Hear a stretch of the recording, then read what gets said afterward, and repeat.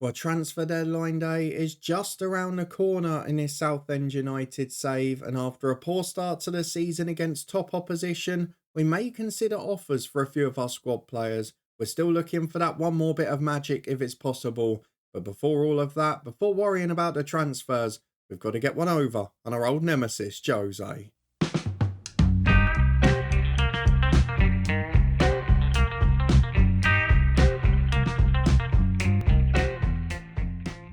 Yes, hello, and welcome to part 92 of Saving Southend with me, Daniel. We face Jose Mourinho's Aston Villa today, looking for our first win of the season against our old nemesis. We caught them out last year in the FA Cup semi-final, but generally, Jose's had the better of our battles, certainly in the Premier League. We should also get our Champions League draw today, though. Our third round Carabao Cup tie should be confirmed. And of course, we've got transfer deadline day. There's still a few that might be going out, and maybe there'll be one more in. We'll wait and see. If you're looking forward to all of that, please do put a thumbs up on it. But before we go and get into this big game today and worry about what's going to happen at the end of the window, let's see what's been happening both on and off the pitch over the last couple of weeks. Because if we start with the transfer news, one deal that we thought was going to be confirmed now has. Andres Asensio, who we said we'd accepted a 40 million offer for from Chelsea in the last episode, has now left. He has gone there. He'll be a good player for them. He's earning massive money. But I'm not sure he was going to be the solution for us. He's made one sub appearance for them, and he seems to be doing all right. But again, a good servant. We've made a £28 million profit. I consider that pretty good business. We've had a couple go out on loan as well. Alex Crowe is the big one. He's gone to League One, where he's now playing for Altrincham. Just needs some regular football and development. Came on in that Community Shield final, but not quite looking like he's ready yet. I probably wouldn't have loaned him out. He wasn't on the loan list, but he got a good offer. We'll see how he gets on. If he doesn't do well, we'll maybe keep him here next year. Cody Murr is the other one that's gone out on loan as well. He was bought in last summer on a free agent deal, a bit like the free we got this summer. He is improving to an extent where I think he might be a decent pro. Looks a solid enough left back and left wing back. Maybe not quite the same quality going forward, but he'll get a full season in League Two and hopefully he'll show his qualities there. No more ins as you can see there, only the 3 that we did early in the window. Has that affected our form at the start of the season? I don't know, really, to be honest with you.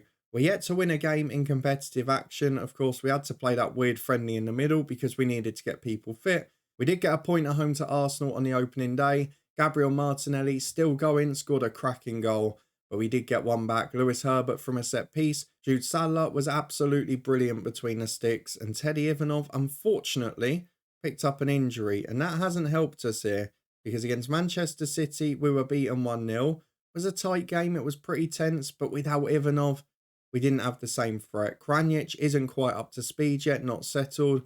Mauricio's unhappy, he wants to go, he's not playing well. The only positive I can take from the first few weeks, we were talking about that unhappiness from people wanting contracts, and well, one of those, Kazuki Takatsuka, he has now changed his mind. He is no longer unhappy. He's now back from injury too, so should start getting fit.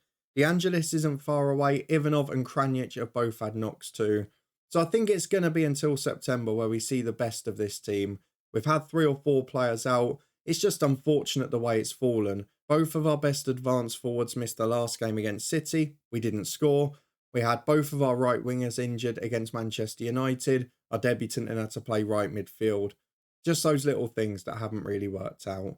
We're still trying to find a loan deal for Soren Hansen. We're still trying to find a few other bits as well. Can we get a deal for Aaron Berek and then sign a replacement midfielder? We've got a scout report or 2 on the horizon.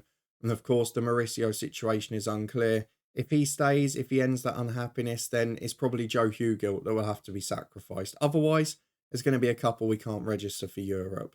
So with that out of the way, let's move on to our first game of the day. There might end up being 2 if it becomes a really quiet deadline day, but I've got a feeling there might be a little bit of action. Certainly a few bids for players going out. But Aston Villa, a side that we know have got a good record against us in the past, we've not always done that well against them. We go and have a look at the previous meetings. Wrong button, click there. We beat them in the FA Cup final and we got that big 4-3 last season. But they beat us 5-3 in a reverse fixture and they beat us the 3 times prior to that as well. So We've not generally had a great record, and we've only ever won 2 home matches against them. And we remember this one really well. We're 1-0 up at half time and lost 4-1. Probably one of our worst days in the recent seasons. But let's see if we can get our first win of the year this time and improve our head-to-head record. We're a late kick-off, so we know what everyone else is doing. And bar the possibility of Spurs later today, no one has won all of their 3 games. United dropped points in the second match day. Arsenal and Liverpool have done the same. So lots of interesting things going on. A very strange Premier League season that seems in the offing again.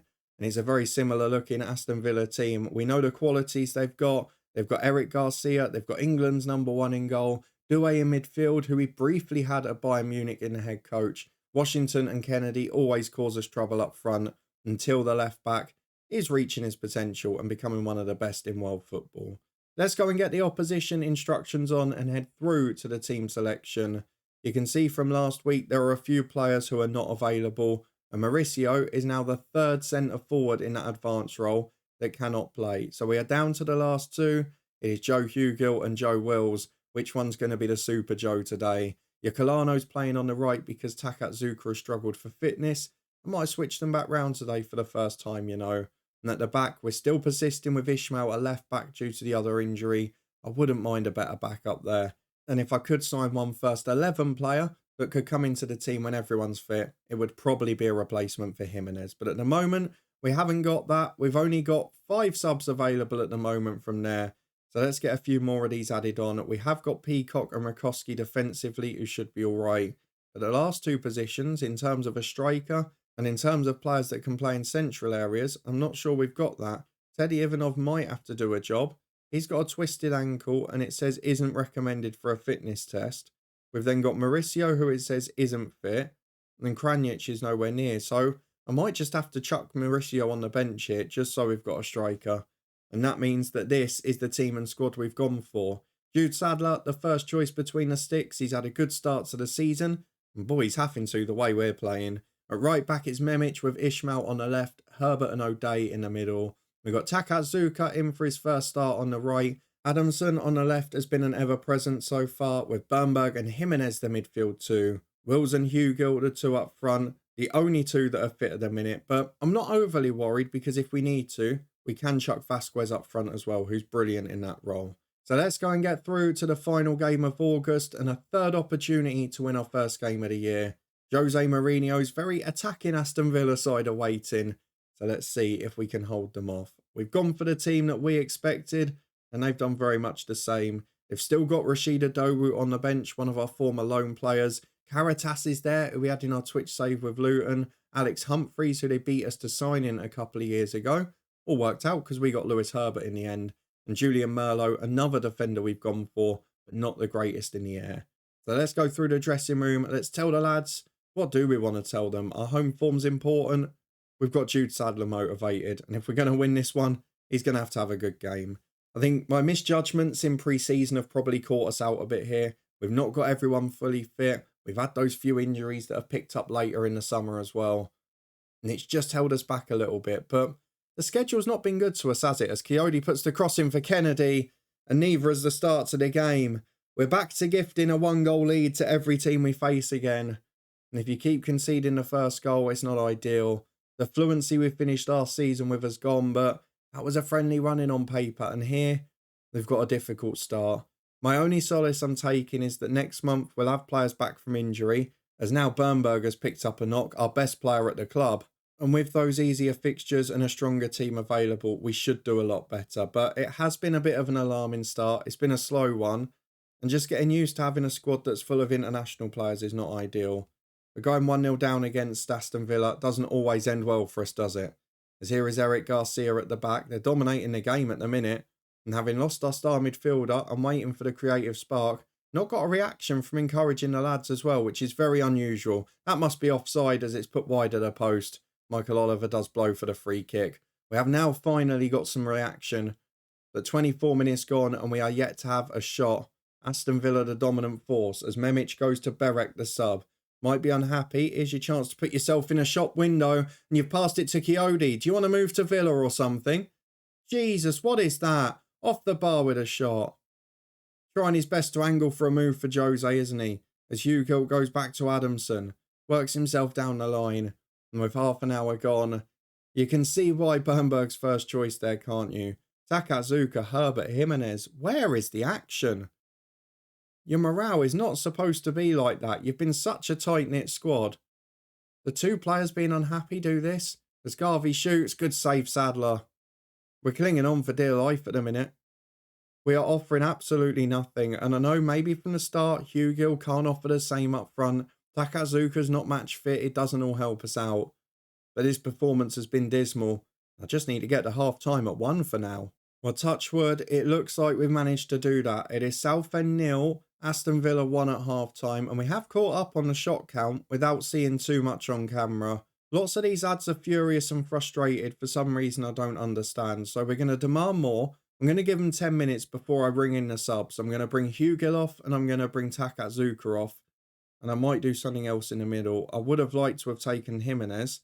Not really got a replacement now though with Berek on. Harrison wasn't fully fit. And the only other option is to chuck Rakowski in the middle, which maybe isn't ideal. With an hour on the clock though, Hugill's done for. I'm going to put Wills back to the target forward. Vasquez, you can come on and be a hero up front. Takazuka will come off for Yukalano. And I am going to take Jimenez off for Rakowski just because he's been so poor. His attitude's not right. And I might even do the same with Branda for Memic soon. We'll give it 5 more before deciding that. But a little bit of encouragement for the subs. We have caught up on the shot count and the shots on target. And we've now got the higher expected goals, but we're not seeing any of it, which suggests that we don't look like scoring too much. The still gets down the left. Well done from Yukalano, but he only holds him up briefly. It's back to the edge to Bove. We can't give that amount of space. Another shot gets away, and we're just making it a little too easy. But do we go for the big grandstand finish? How many times have we seen it? Memic is going to be replaced by Baranda. One final throw of the dice. Just a bit of fresh legs out on the right. A better defender for when we have to go attacking. As Yukalano's got a free kick. Can we equalise from a set piece? Herbert straight at the goalkeeper. Good football, but again, not found that finishing touch. And that is the problem at the minute. We've got Ivanov out. Wills hasn't found his scoring touch yet this year. And the rest of the strikers are all injured or new to the club. As Adamson in from the left, that's so poor. Kennedy tries to release his man. Herbert reads it well. Good ball out to Baranda on the right. Last chance before we go attacking here. Rakowski into Yukalano. Vasquez is never getting on the end of that. It's a terrible ball. Kennedy picks it up on the left though. Into midfield, Yukalano does well. Baranda to O'Day. It's a long old scrappy highlight. Is it going to lead to a chance? Yukalano down the right. Just runs at his man. Knocks it and runs. Gets the ball in. Defender's not dealt with it. He's giving it straight to Wills. What a gift for your first goal of the season. Joe Wills ends the confidence drought. And he ends the goal drought too. And it is an absolute gift by the Villa defender. Hits it against his head 6 yards out. And the clearance falls straight to him for an equaliser. And now we've got our tail up as Baranda finds Rakowski, the youngster, makes a bending run. But Wills gets there for Berek and it's out to Ishmael on the left. We look like winning it now. Ishmael into the box. Vasquez is up. Still heads away as far as Baranda. Options in the middle include Yukalano, who's been forced wide. Keeps it in by the byline. Back to Baranda. In towards Yukalano again. It's intercepted. And now Villa are away. Douay finds Kennedy and he's got support. Through ball towards Washington, who's into the box. 2 on the edge. Do not concede here. Kyode's in. It's over the bar. This is an absolutely crazy end to the game. Both teams throwing everything at it. I mean, from where we were, I'll take a point. But it still means that we'll be winless this season. And it will be 2 points after 3 matches. Yes, 2 or 3 of the most difficult games in the league. We were unlucky today. Bernberg's injury needs to not be too bad. We're building fitness. We've improved the players and the performance. We didn't get the result we desired. Let's go and see how that injury is. And then decide what we're going to do on deadline day. Because I do feel we're just lacking that little bit in the middle. Bernberg has not got a long-lasting injury. That's good news. And the first goal coming from Joe Wills is crucial. He's got himself off the mark for the year. And hopefully that's a sign of things to come. We're going to get through towards deadline day now, stopping off for the Carabao Cup and for the Champions League draws. And then we'll see if there's any offers for our star players before we head into an easier run of fixtures. Maybe one signing to come as well. We'll see if the scout report allows it. Well, not quite deadline day yet, but our first big offer has come in. Not big enough though. 30 million for Takatsuka, who I personally feel is slightly better than that. You can see his value is around 40 to 45. And the most important bit at the minute, we've not really got a replacement, so we can't be accepting that. It's not even his preferred move anyway. And we've picked up another injury. Lewis Herbert, the skipper, is going to miss the weekend. Not an ideal start to our week, but deadline day could make it better. Well, the first of our cup draws has come through, and it's our Champions League fixtures for the league phase. And I'm looking at them initially, and I'm not that fond of them. We've got Bayern Munich, Barcelona, Inter Milan, and Liverpool near the end. We have got a big job on our hands here, because I would argue if we don't get, I was going to say 9, but a minimum of 7 points from our first 3 games, we're in big trouble. So Wolfsburg and Antwerp 6 days apart, we've got to prioritise. Maybe we just have to let a league game slip in the middle, but can we afford to make this slow start worse? Couldn't have fallen much less ideally for us. Hopefully Antwerp aren't quite as strong and rich as they were in the head coach save. We did that bookmark on Monday and they were the Europa League holders in that save. Thankfully, they've not had such European success in this one. AEK Athens should be a winnable game, but both of them are away from home, which isn't ideal. Galatasaray at home maybe is a chance because the Turkish sides don't normally travel well, and Besiktas were awful when they came over. We've got Wolfsburg at home, which is possibly going to have to be the other win, because the rest of them look pretty tricky on paper. And if we can get those first 3 wins, we can at least then perhaps rest people in some of the tougher fixtures and focus on the league. But for now, 12 million into the bank, I guess that's a good priority as well. We've got 2 days to deadline day. We've got a Carabao Cup draw to come as well. And at the moment, it's not quite been a positive start to the season. Everything that could go wrong pretty much is. Well, here comes our second cup draw of the day. It is the Carabao Cup 3rd round. It is the competition of the domestic ones that we haven't won or got that close to yet. So let's see if we can get a lucky path through this time. It's draw all the teams, see who we're facing. It is United away, first time up. Oh, it's not going to be our season, is it?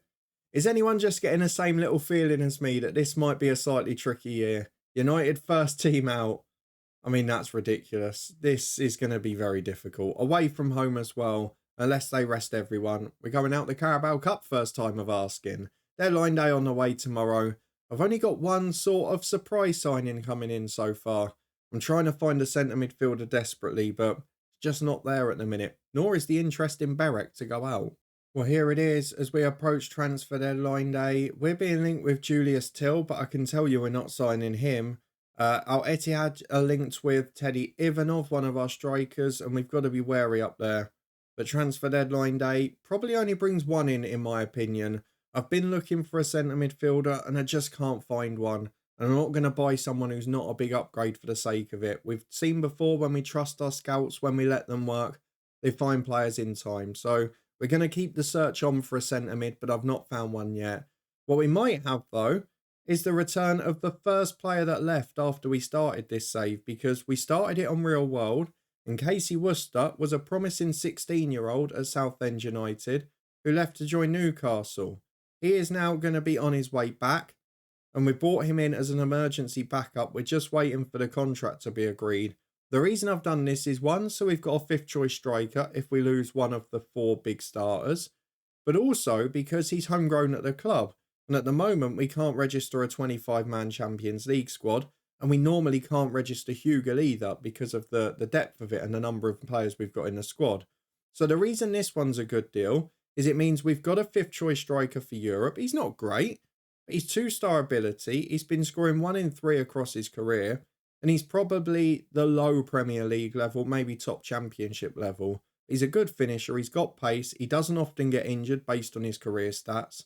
And I just think as an extra squad depth, as a player we can register to have a fuller Champions League squad, and a player who's happy to be a proper emergency backup, maybe help the youth team and the development side in the EFL trophy.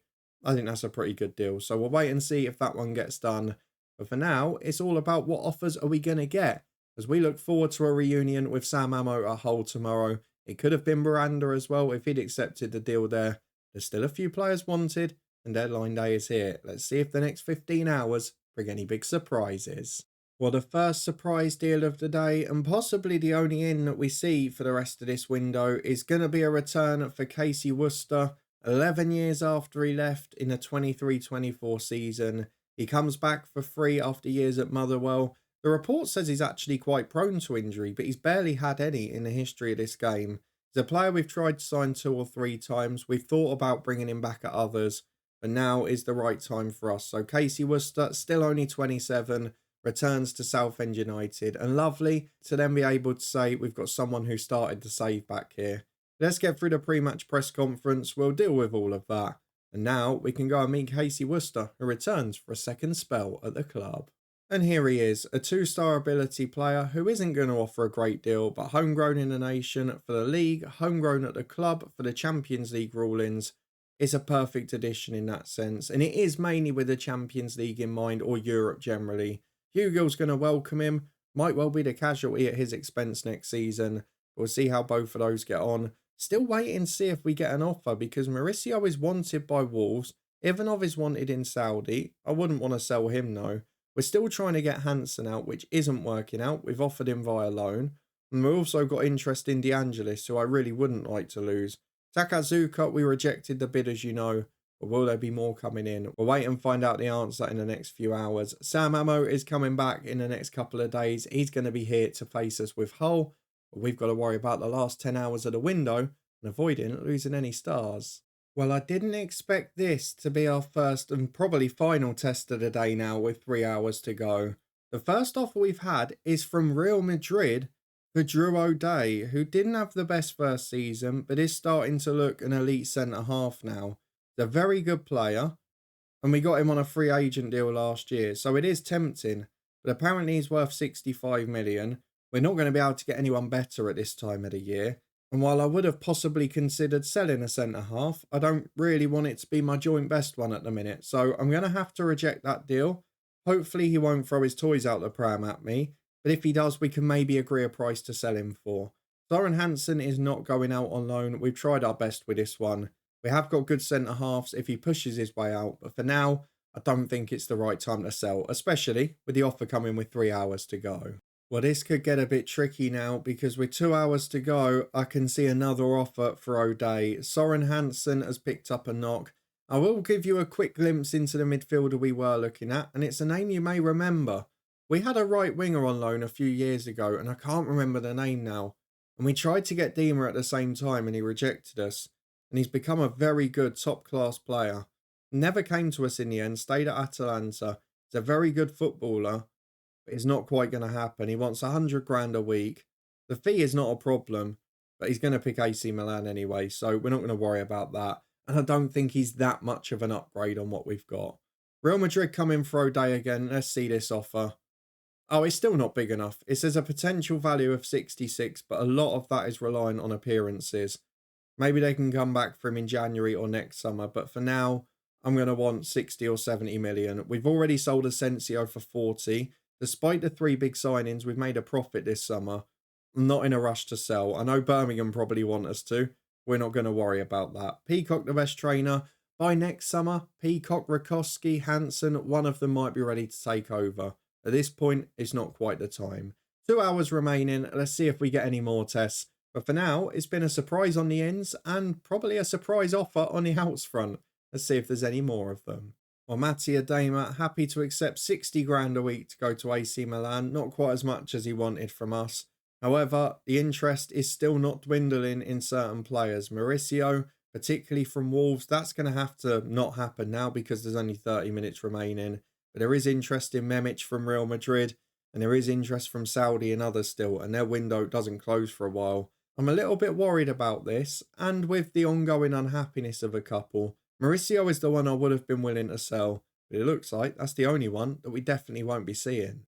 Well, there we go then. The transfer deadline has passed. Our wage expenditure is still in the bottom 3 for the division, which is remarkable. Of course, the players out is huge, but the money in is massive as well. The 2 biggest deals of the summer, Asensio going out for 40 million to Chelsea, and Sam Ammo going out for 20 million to Hull. But we did have a record signing as well as a record sale. Kieran Peacock, a 19-year-old centre-half. That pace is improving already. He's getting there. and he's going to become a bit of a gem, I think. We also got the wonder kid Dion Kranic, who is going to be elite, but at the moment has struggled to stay fit, which is a bit of a problem. And Luis Vasquez on the left from Nacional is not far from looking like a superstar. So 3 big first team additions, a reunion with a player that started the save at this football club on deadline day. Casey Worcester, yes, will only be an emergency backup, but what a lovely story to be in the Champions League and be bringing back someone who started the save here in the National League with minus 10 points. We also saw other outs including Emir Williams for 12.5 million, Valdo Kamara for 12, Sanhueza for 9, Rick George for 8 rising to 10, Joe Rose, the long-standing goalkeeper, went out, and we also had a couple more as well. Lots of loan players leaving the club and a few youngsters coming in for the future. Overall, I'm thrilled with the summer. We've not improved every position I wanted to perfection. If we're looking at this squad now, I would still like a centre midfielder to replace Jimenez. And of course, given the injury to De Angelis, it's maybe exposed the lack of depth at fullback. Maybe that's something we've got to address next summer too. But the rest of the side is really strong. We've made the depth in attack stronger, albeit you've not seen that because we've had 3 of them injured at the start of this season. And we've also added a little bit more to the left-hand side of midfield and to the centre-half area too. So we're managing to improve increment by increment, but it's not looking great for this season so far because we've had a hard start on paper and we're yet to win a game. We've also had the worst possible draw in the Carabao Cup, and we've had a shocking draw in the Champions League bar the first 3 fixtures. The only solace we can afford to take, as we've seen already, is that for the next 2.5 months, we have got friendlier fixtures on paper in the Premier League. But then after that, it's Newcastle, Chelsea, Liverpool, Spurs, United back to back. That's not going to be easy, but it does give us a better period over the festive time. The problem I have, though, is that all of the times we've got the easier games is with fixture congestion. In this first half of the year, most of them are away from home. Does mean again that our finish to the season on paper isn't that bad. Lots of winnable home games, but I've got to be honest, I think our aim probably has to be to get in that top 4 or 5 again, rather than worrying about second or challenging for a title. Because I'll be honest, I just don't think that things have fallen for us that way. Maybe the FA Cup is going to have to be the focus because we ain't getting through in the Carabao. But that is a summer window that overall has been very good, but has left me with frustration because of how the season started, the injuries and the cup draws. Let me know if I should be worried about facing United in the Carabao. What do you think of the Champions League draw and the summer transfer work as a whole? And how do you think we'll get on this year? Have we got a chance of winning anything? Or is it just waiting and hoping we get more luck in the FA Cup again? If you did enjoy this one, please do chuck a thumbs up on it. If you want to find out the answer to how this season goes, will we be able to match our supreme performance from last year? And subscribe and turn that notification bell on. Don't forget, last time we had a miracle season and finished 6th. We ended up dropping down to mid-table the following year, albeit with a big Europa League run. So will it be the same problem this time around? And can we make it Champions League football for the 3rd year in a row? We'll be back on Tuesday to crack on with the season and find out the answer to that. We'll find a point to come back probably around November time. I'm looking at maybe buying a Newcastle because I could show you us playing all of these guys, but I feel you probably want the tougher games on camera. That's always the way we've done it. So buying a Newcastle is probably the return point. In the meantime, though, we are back both tomorrow and Monday. Yes, the Sunday videos are back, and we are continuing the experiment we started yesterday. So if you didn't see it, we finished our head coach save, and we're doing a 3-part experiment to check if the glitch we encountered is going to cause a problem with our next save. The plan was next week we will start the alternate head coach, going back to where we left Japan and taking on the Willem 2 job and finding a unique route through European football. However, the problems we encountered with the director at football at Bayern have left us with a number of questions. Yesterday we started our 3-part experiment to find out the answers and whether the next save will be viable, and that will continue tomorrow and Monday. So please do keep your eyes peeled for that. You can find the first part from yesterday up in the eye above, as well as our guides, the head coach playlist, the football podcast with loads of VFL predictions. Check out our championship ones for tomorrow's first legs, see how accurate I am. And of course, you can also find the Twitch channel for regular live streams too. Thank you very much for watching and being here as always. An interesting deadline day with a couple of unexpected offers for our players. Let's see though if we can now focus on the football and get ourselves back up the table. I'll see you next time to find out how we're going.